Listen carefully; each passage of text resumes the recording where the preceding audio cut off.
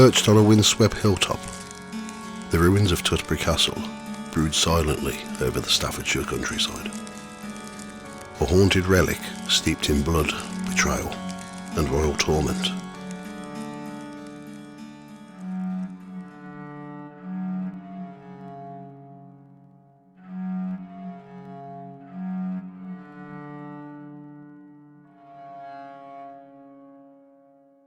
Before 1071, the castle was once a grand seat of power and home to John of Gaunt, the powerful Duke of Lancaster.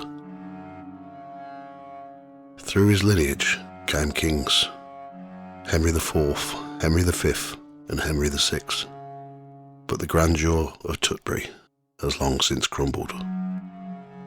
Its regal days swallowed by centuries of sieges, executions, and eventual destruction during the English Civil War. But the dead have not relinquished their hold. Despite Parliament's order in 1647 to reduce the castle to rubble after it supported Charles I, the skeletal remains of Tutbury endured, and within those fractured stones dwell whispers of its tortured past. For it was here, behind these time-worn walls, that Mary, Queen of Scots, was imprisoned 4 times. Her regal spirit is said to stalk the ruins still, trapped in a place of sorrow and suspicion. The most chilling sighting of Mary occurred in 2004. A crowd of over 40 visitors stood in stunned silence, staring up at the South Tower. There, dressed in a flowing white Elizabethan gown, a woman gazed back down at them. The group assumed it was part of a theatrical reenactment, until they learned no such event had been scheduled, and no staff member owned or wore such a gown. The figure had vanished, leaving behind a collective unease that lingers to this day. But Mary is not content to linger only in the tower. Drivers leaving the site have reported a black-clad figure staring blankly from the Great Hall window. One summer, several senior staff, hardened skeptics, spotted her, silently observing from the shadows. Even a team of archaeologists unearthed more than history during a dig, claiming to have glimpsed her spectral form gliding through the ruins. Yet Mary is not the only soul bound to this haunted place. A towering figure, clad head to toe in medieval armour, is seen patrolling near John of Gaunt's gateway.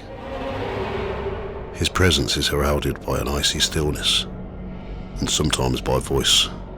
"Get thee hence," he has bellowed, terrifying witnesses with his thundering command. More recently, a visitor reported hearing the words, "Get over the fence," before spotting the knight. Whether a misheard warning or a spectral slip of the tongue, one thing is clear: he is watching. Known locally as the Keeper, this armoured spirit has become a sinister fixture of the castle's hauntings.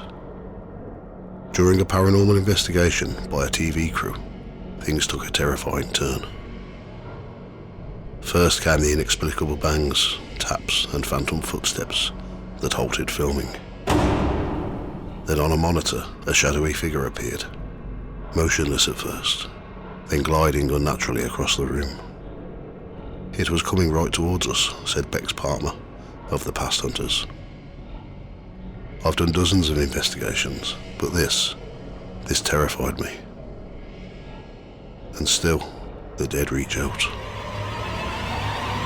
On the grassy slope near the North Tower, a pale, white mist, shaped like a human figure, is seen drifting silently through the night air. In the Great Hall, the ghost of a small boy in a white shirt has been seen sitting quietly on the steps. So lifelike is his appearance that many believe him a lost child, until he vanishes before their eyes. Then there is Ellie.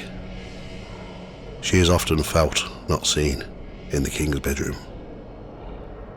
Visitors report the unsettling sensation of fingers entwining with their own, rings mysteriously slipping off hands, or a sudden electric jolt surging through their arm.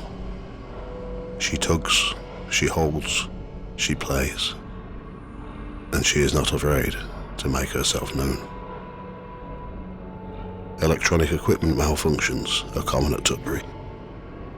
Cameras fail without warning, batteries drain in seconds, and strange blue lights twist through the air, circling the living like moths around a flame.